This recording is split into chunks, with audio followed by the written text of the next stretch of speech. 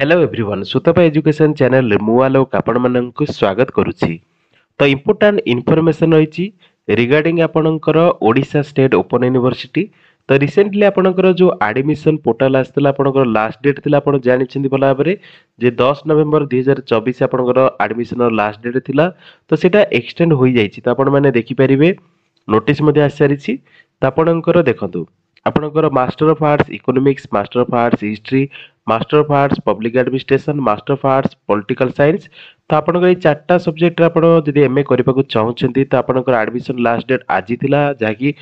10 नवेम्बर 2024 किंतु सेटा एक्सटेंड होईछि। तो आपण एक्सटेंशन नोटिस मध्ये देखि परिबे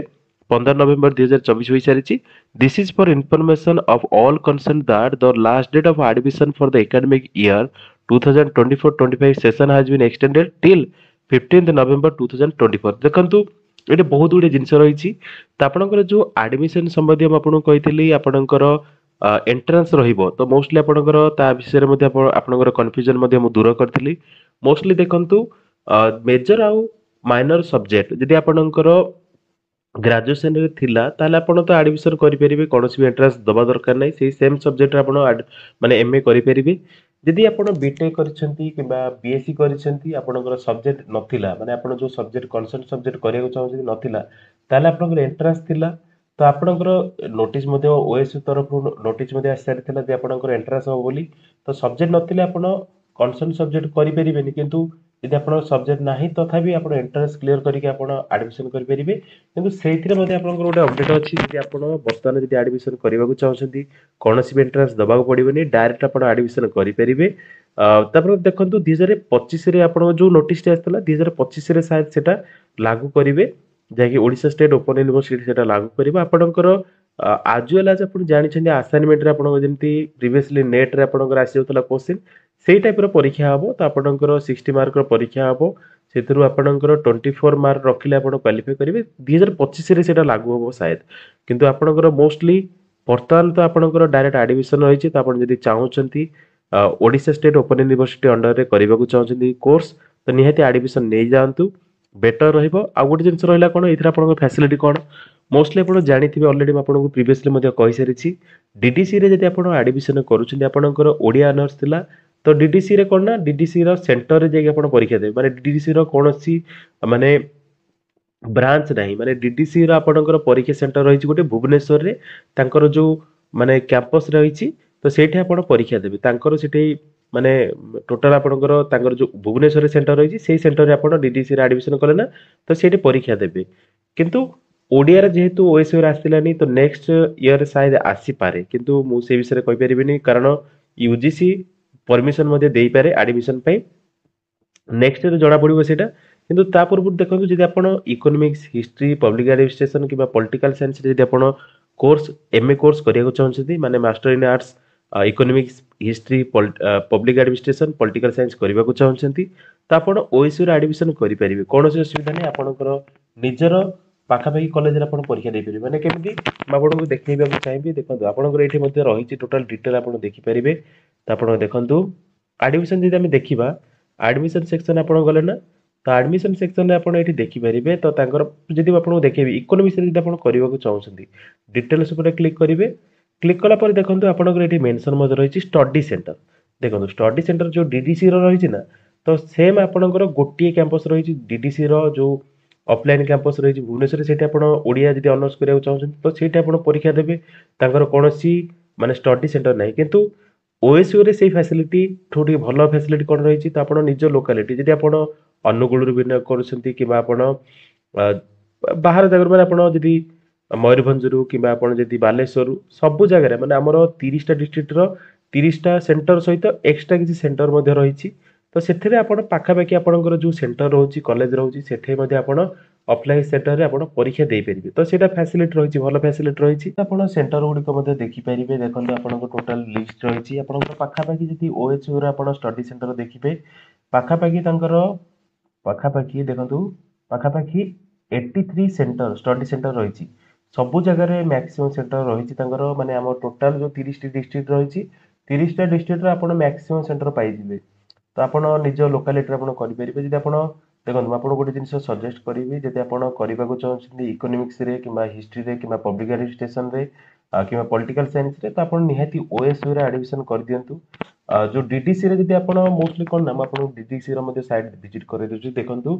डीडीसी रे कौन हम ना डीडीसी रे आपणकर मोस्टली देखो डीडीसी रे आपणकर जदि आप एडमिशन करूछंती तो आपणकर टी कोर्स भी अधिक रही एडमिशन सेशन जदि आप जाई देखुछंती डीडीसी रे आपणकर कोर्स फीटा टी अधिक रही आप जदि ओडिया करने चाहते तो आपंकर कौन उपाय ना आप डायरेक्ट ही डीडीसी रे करिया पड़ो नहले जदि आप इकोनोमिक्स रे करिया चाहते कि पॉलिटिकल साइंस कि पब्लिक एडमिनिस्ट्रेशन रे करने चाहते कि हिस्ट्री करने चाहते ताले मैं आपको सजेस्ट करी ओएसयू रे एडमिशन करंतु डीडीसी रे करंतु नहीं कारण सेठी आपको 16,000 पाखापाखि कोर्स फी देवा पड़ो जदि कंपैरिजन करेंगे देखो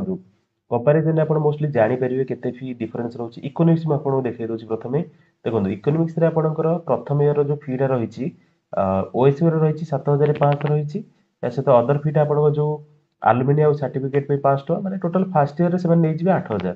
सेकेंड इयर आप धरी नियंतु आपंकर पाखापाखि से 8,000 पड़ज 8,000 तो नहीं 7,500 पड़ो 8,000 धरतु जब आप देखिले टोटाल आपंकर 2 वर्ष 16,000 प्लस 4टा सेमिस्टर जो फी ने पाखापाखि सेमिस्टर पिछा आपंकर 800 टका लाखे लगे तो 8,32,32 टका पड़ो एक्सट्रा मैंने आपंकर 16,000 माने 8,000 8,000 16,000 ये आपंकर 32 माने पाखापाखि आप धरतु 20,000 पाखापाखि एथे खर्च हो आसपास आपंकर 20,000 खर्च हो सब टोटाल डिटेल मुझे कहीदे जहाँकि आपंकर ओएसयू आपंकर 20,000 पाखापाखि खर्च हम मोस्टली किंतु जब आप डीडीसी रे करेंगे डीडीसी रे आपंकर केते खर्च हो आपको ये देखिए दूसरी इकोनोमिक्स आप देखिए तो आपंकर इकोनोमिक्स जब आप करुँच कोर्स भी आपको देखिए दूसरी देखो प्रथम आप जो रही एडमिशन प्रोसेसिंग फी 600 रही course fee 8,400 corpus fund 3,000 exam फी 4,000 पाखापाखि आपंकर फास्ट इयर से 16,020 टका ने प्रथम वर्ष सेकेंड इयर आप पाखापाखि 12,000 14,000 टका नौ तो मोस्टली जब आप चार्टा जो सब्जेक्ट रही आपको कहीदे चार्टा सब्जेक्ट मैंने आपंकर एडमिशन जो करुँच चार्टा सब्जेक्ट मैंने इकोनोमिक्स हिस्ट्री पब्लिक एडमिनिस्ट्रेशन और पॉलिटिकल साइंस जब आप करुँच ओएसयू रे करंतु डीडीसी रे करंतु नहीं यदि ओडिया रे आपनकर ओडिया अनर्स थिला ओडिया रे करिया चाहछथि कोनोसी उपाय नहीं डीडीसी रे आपण करिवे तो सेठी आपण 16,020 टका देबे तो आपनकर मोस्टली जदि खर्च देखिबे डीडीसी रो कंपैरिजन करले डीडीसी रे आपनकर पाखापाखि खर्च हो जिवो 30,000 प्लस खर्च होची माने एमए करिबा पे 2 वर्षर या सहित जदि ओएसयू रे आपण देखुछन्ती ओएसयू रे आपनकर पाखापाखि से 20,000 पाखापाखि खर्च माने 10,000 आपनकर डिफरेंस रहउची जदि ओडिया आपणकर अच्छी माने ओडिया एमए आपण करिवे कौन उपाय ना डीडीसी रे करंतु आउ अलग को माने डिस्टेंस बोर्ड रे आसीनी एमए तो आपणकर ओडिया पई तो बाध्यतामूलक आपणकर डीडीसी रे करिया पड़िबो किंतु जदि आपण करबा को चाहछथि कोन जदि आपण economics history public administration political science करिया चाहछथि तो ओएसयू रे निहाती करंतु निज पाखापाखि कॉलेज रे आपणकर सेंटर रहइबो सेठी आपण परीक्षा देबे आपनको जीवा आसे पे किछि असुविधा होबनी तो मोस्टली एगुड़िक जहाँ भी देखो जो एडमिशन संबंधी जो प्रोब्लेम रोचे आपणकर डिस्टेंस बोर्ड कोर्स संबंधी जहाँ भी डिटेल रोचे मुझे सुतपा एजुकेशन चैनल निहाती जनाऊँगी यदि चैनल टी आपको भल लगुव इनफर्मेशन आपको भल लगुव निहाती सांग सहित वीडियो निहाती शेयर करदे that's all in this video यदि आपको किसी इनफर्मेशन जानवर अच्छी निहाती आप कमेंट सेक्शन में मेंशन करेंगे मो नंबर आपको कहीदे नंबर में आप मेसेज करेंगे 8249004521